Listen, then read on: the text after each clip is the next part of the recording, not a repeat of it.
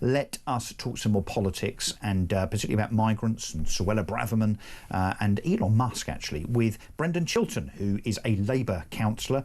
And interestingly, this might be an oxymoron, actually, CEO of the Independent Business Network. Wow, Labour and business. Brendan, what's going on there? Well, the Independent Business Network is an organisation campaigning for a competitive tax environment and competitive business policies in the UK. That is an oxymoron then against what Rachel Reeves has just done to businesses. Well, I think when Rachel Reeves came into office, she did commit that she would not raise income tax, VAT and all the rest of it, which left her with only one other tax that could possibly be raised, which was employers' national insurance contributions. Well, apart from inheritance tax, which she did as well, and stamp duty, which she also did. And while the national insurance contributions were not preferable, she did say that this was a one-time budget and that we would not be seeing that again. Of course, we've got to wait and see what happens in future budgets. But I think she pledged, didn't she, that she wouldn't increase taxes further. But then, she didn't tell us most of the stuff that she was going to do before the election anyway. The point about national insurance, though, Brendan, surely, is that even though that is an employer levy, so employers now paying another £20 billion across Britain because of that rise in national insurance contribution by 1.2%. We all know, come on, let's be honest with ourselves, Brendan, that absolutely affects people, because it will mean that businesses can't afford to employ as many people, so they'll lay people off, like BP have just done, 8,000 people, and that it will have an effect in terms of pay awards, pay rises and so on in the future. So that levy, that increase in tax on businesses, does affect ordinary working people, doesn't it? An increase in any form of taxation does affect working people. So Rachel Reeves lied? No, she didn't lie. I think there were other... You just admitted, you've just If you let me answer the question, I think what I was just about to say was there are many other reasons why other companies like BP have laid off workers. Now, returning to your particular point on national insurance contributions, that wasn't ruled out in the Labour manifesto. Did I want Labour to increase national insurance contributions? No, I didn't. But she has said that's a one-off budget, so she didn't lie. And she will say in the future budget, we will not expect to see those further increases in taxation. So do you agree with the tax increases despite being the CEO of the Independent Business Network? Oh, no, I've just said to you very clearly, none of us wanted to see those tax increases, but they have come through. But do you agree with her? No, I don't know how more clear I can make it. No, you said no one wants to see them, but that's not saying that you disagree with the Chancellor in your own party. I don't think I'd say them if I wanted to see. I don't think I would say that if I'd wanted to see it, would I?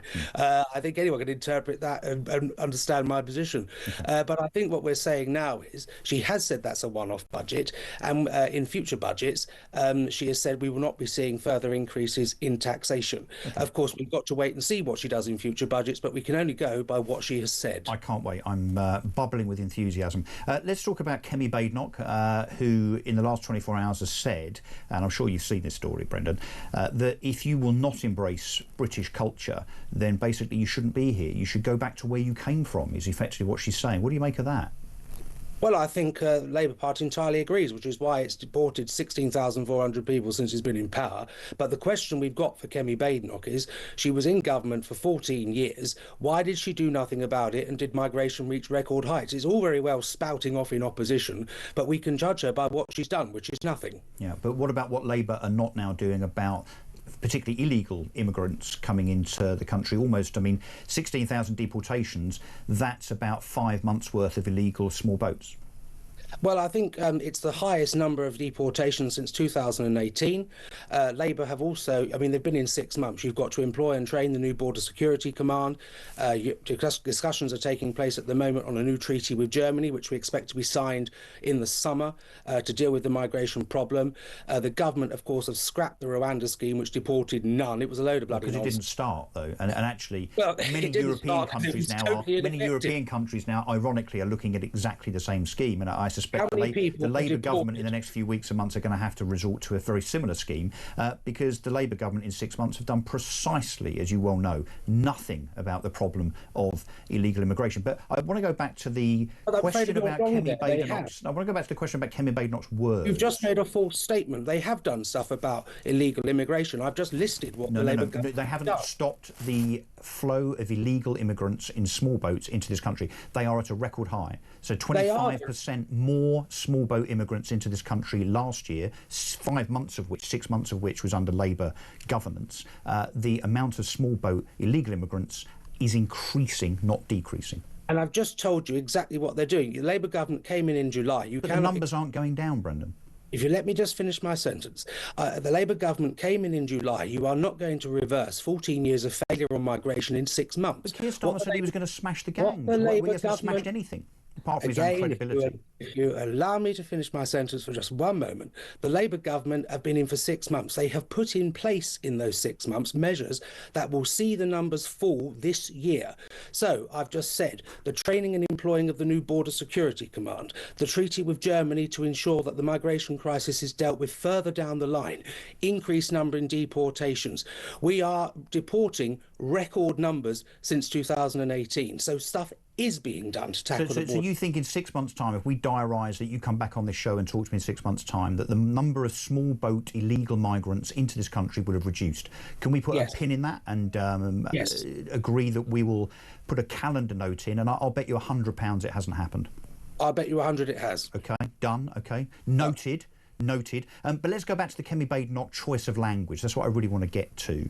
You and I, unfortunately, Brendan, much as I'd like us to, are not going to solve the problem of migration ourselves. But the language chosen by Kemi Badenoch, do you think it was appropriate to say that if you won't embrace British culture, you should... She said you should not be here, but I think what we read into that, of course, is that effectively what she's saying is the old trope, which is go back to where you came from. Well, what does she mean by that? I mean, are we going to have culture detectors? I mean, what does embracing British culture mean? Does it mean we all have to watch EastEnders on a Thursday night? And eat fish and chips. What does it mean exactly? It's such a vague, ridiculous statement. No, but is it? No, but it's a question of integration and accepting our rules, our cultures, our customs, and not trying to change it. That's a different statement. That's saying will you obey the law? And yes, everyone should obey the law. But the idea that we're going to have culture police going around, I mean, for example, I would say curry is just as much part now of British. Curry. Have I got to eat a curry? This is a bit of mission creep happening here, I think, Brendan. No one is saying, Kemi Badenoch is not saying that this will be policed. What she is saying to those that seek to come here, that you should come here expecting it to be British and Britain by way of culture and rules, regulations, laws and customs. She's not saying it will be policed, but I can't see how she's wrong. I mean, I would not expect her to go and live in Dubai, where I'm off to tonight, by the way, actually, and I will test this out. I might get to the airport and insist that the regulators, the police, the courts and the customs there adapt to my every whim. How do you think I would get on? Well, I don't think you would, but I think by and large, most people that come to this country do obey our laws, do get on with our way of life, and have integrated wonderfully. You've got, obviously, in every society, a handful that don't. Just as when British people go and live in Spain and still drink Tetley's tea and order marmalade and have egg and bacon for breakfast.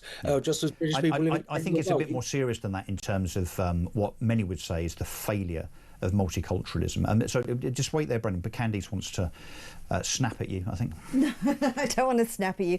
I guess I want to come at this a little bit from a women's rights perspective, because I think, one of the things that one of the big failures of cultural integration in terms of the grooming gangs issue is that the attitude a lot of these men had to women and girls and how they should be treated. And I think that, that's not necessarily a law that you can obey. It's not like fish and chips. I mean, that's a very serious fundamental issue, and it has such ramifications for women in this country and young girls as well. So, I mean, how do we address that issue?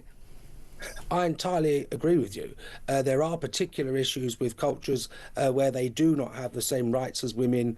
Those cultures do not respect the same rights for women as we do here in Britain and other parts of the world, and that must be addressed. The way I think we address that is through ensuring that the legislation that we have in this country is enforced.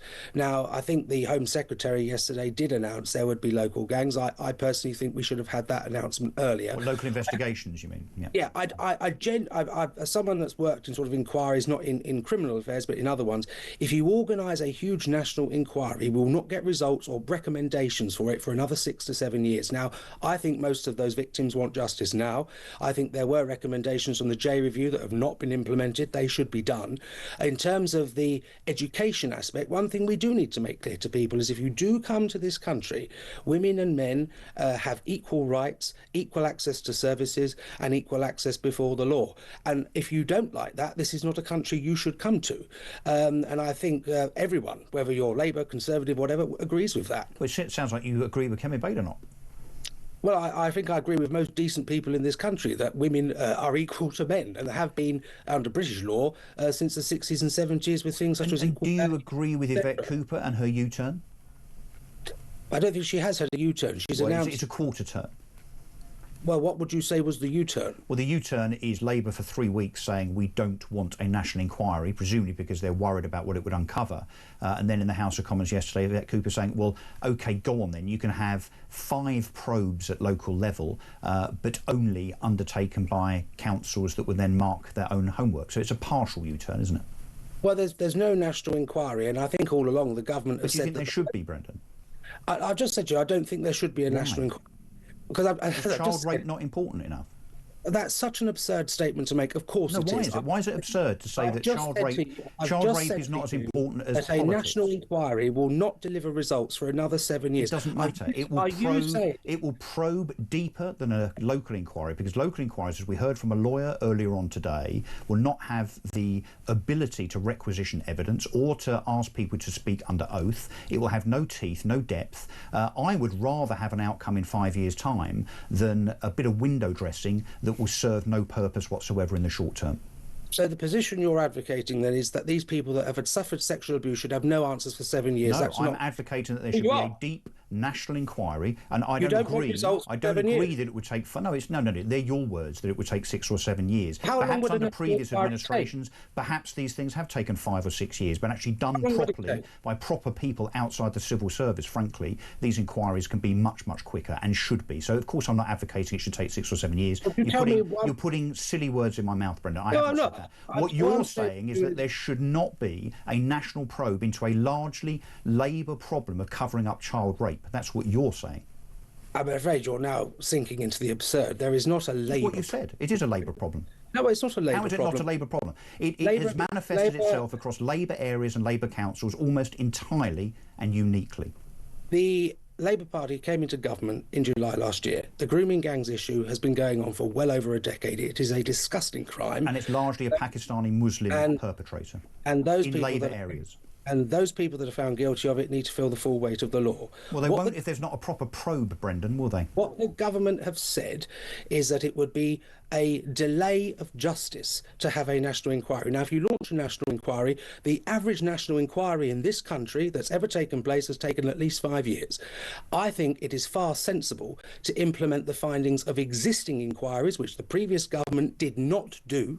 And I think what would be a sensible thing to do would be to get those done. Now, we can have inquiries, you can appoint judges, you can appoint external people and all the rest of it. I can almost tell you now what the findings are going to be. The fact that the people didn't whistleblow, local authorities failed. We need to find the people, Brendan, the people that cover I don't disagree. Brendan, I'm sorry, we've got to move on. I'd love to debate this all day with you. And look, thank you, because you do put an articulate argument, I have to say. So I appreciate you coming on. Until next time.